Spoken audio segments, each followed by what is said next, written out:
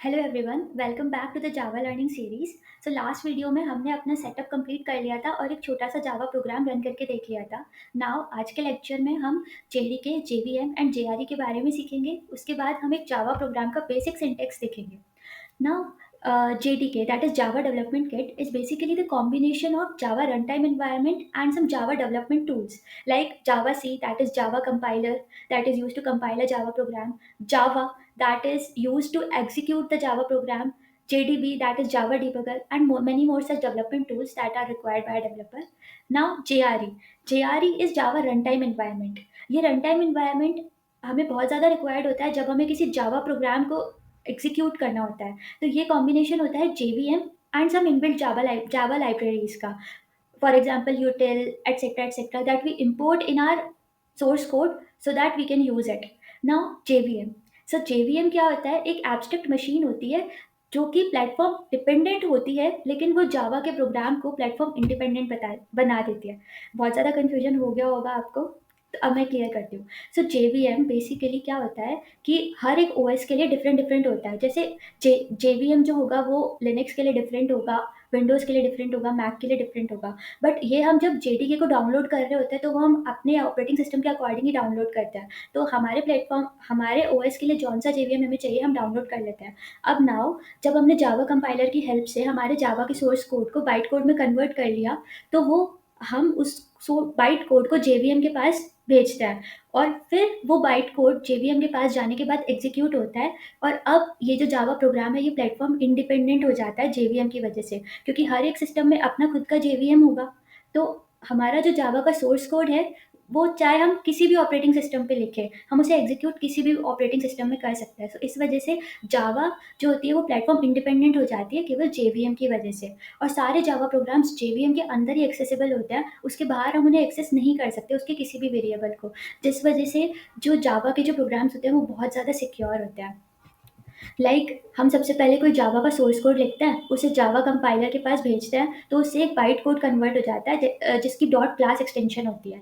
Now ये byte code जो होता है ये प्लेटफॉर्म डिपेंडेंट होता है, तो हम इसको पर्टिकुलरली जेवीएम के पास भेज देते हैं। एंड नाउ फिर ये जेवीएम का काम होता है कि वो सीरीज ऑफ स्टेप्स फॉलो करता है। सबसे पहले वो उस बाइट कोड को लोड करेगा हमारे सिस्टम के अंदर। उसके बाद वो वेरीफाई करेगा कि क्या जो बाइट कोड है उसमें कोई मेलिशियस एक्टिविटी तो नहीं हो रही है। उसके बाद जब सब कुछ वेरिफिकेशन सक्सेसफुल हो जाता है, फिर उसके बाद वो प्रोग्राम जो होता है वो एग्जीक्यूट कर देता है JVM.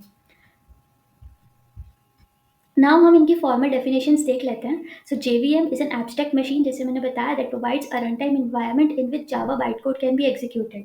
So JVM, JRE and JDK सब प्लेटफॉर्म डिपेंडेंट होते हैं, क्योंकि ये ओएस पे डिपेंड करते हैं। बट लेकिन इन सब की वजह से जावा जो है वो प्लेटफॉर्म इंडिपेंडेंट हो जाती है। Now JRE is basically Java run time environment which provides a software tools to which is used to execute and develop Java applications.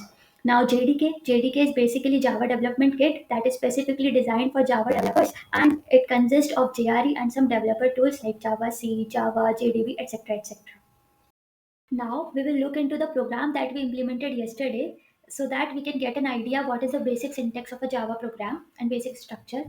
सो जावा का जो भी प्रोग्राम होता है उसकी एक्सटेंशन तो डॉट जावा होती है, लेकिन उसका नेम क्या होता है? सो नेम हम बेसिकली जो हमारी जो फाइल का नेम होगा वही सेम नेम हमें उसकी पब्लिक क्लास का देना होता है। फॉर एग्जांपल यहाँ पे नेम इंडेक्स डॉट जावा है, तो हमें इस फाइल में कहीं ना कहीं एक पब्लिक क्लास बनानी होगी जिसका नेम सेम होगा एज ए फाइल नेम। अब हमें अगर बहुत सारी क्लासेस बनानी है एक फ़ाइल में, तो उनमें से एक क्लास ऐसी होनी चाहिए जो पब्लिक हो और उसका नेम सेम होना चाहिए फ़ाइल के नेम से। अब क्लासेस और ऑब्जेक्ट्स के अराउंड ही रिवॉल्व करती है जावा, बिकॉज़ ये एक ऑब्जेक्ट ओरिएंटेड प्रोग्रामिंग है। क्लासेस, ऑब्जेक्ट्स और सारे ऑब्जेक्ट ओरिएंटेड कॉन्सेप्ट्स के बारे में हम आगे आने वाले लेक्चर्स में कवर करेंगे। नाउ अब जावा प्रोग्राम का एंट्री पॉइंट होता है ये पब्लिक स्टैटिक वॉइड में। इसमें बहुत सारे कीवर्ड्स हैं जैसे पब्लिक, स्टैटिक, वॉइड, ये सब हम आगे आने वाले लेक्चर्स में कवर करेंगे। बट फिलहाल आप ये देखो कि जावा प्रोग्राम का ये एंट्री पॉइंट होता है। जैसे अगर आप सीपीपी बैकग्राउंड से हो तो आपको पता होगा कि इंट मेन जो होता है वो उसका एंट्री पॉइंट होता है। ऐसे ही कोई भी अगर हम जावा का प्रोग्राम रन कर रहे हैं या कोई भी बड़ी एप्लीकेशन रन कर रहे हैं तो उसका एंट्री पॉइंट यही होगा। जावा का कंपाइलर हमेशा यही ढूंढेगा कि पब्लिक स्टैटिक वॉइड मेन कहाँ लिखा हुआ है, और वो हमेशा स्ट्रिंग आर्ग्यूमेंट्स को, स्ट्रिंग की एक एरे को एज ए आर्ग्यूमेंट एक्सेप्ट करेगा। अगर आप इस सिंटेक्स को फॉलो करोगे तभी जावा का प्रोग्राम एग्जीक्यूट करेगा, वरना नहीं करेगा।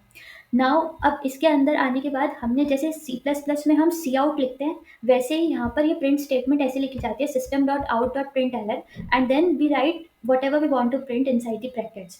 सो this is the very basic program in Java. Hope you have understood the syntax. Now जब हम इसे कंपाइल करते हैं तो हम इसमें इसका फाइल का नेम लिखते हैं, और इस कंपाइल होने के बाद ये एक डॉट क्लास फाइल बन जाती है, जो हमने देखा था अभी कि डॉट क्लास फाइल यानी कि बाइट कोड अब हमारा रेडी हो चुका है. अब इस बाइट कोड को हमें जेवीएम के पास भेजना होगा. तो जेवीएम इसको फिर बाइट कोड को लोड करने के बाद उसको वेरीफाई करेगा एंड उसके बाद उसे वो एग्जीक्यूट कर देगा. सो हम इसको यहाँ पर क्लास नेम लिखते हैं. यहाँ पर हमने फाइल का नेम लिखा था, और जब वो कंपाइल हो चुका है, डॉट क्लास फाइल उसकी बन चुकी है, उसके बाद हम यहाँ पर फाइल नेम लिखेंगे जो हमें एग्जीक्यूट करना है. अब अगर इस फाइल्स में और भी बहुत सारी क्लासेस होती तो यहाँ पर वो बन जाती, जैसे अगर पब्लिक क्लास ए भी होता है यहाँ पर, तो यहाँ पर A dot class B dot class ऐसे करके बहुत सारी फाइल्स बन जाती. अब यहाँ पर Java and then class name that we want to execute, we will hit enter, and then it will do whatever is written inside the public static void main. So this is the basic syntax of Java program. In the next lecture, we will understand data type and variables of a Java program. Thank you so much for watching. Bye bye.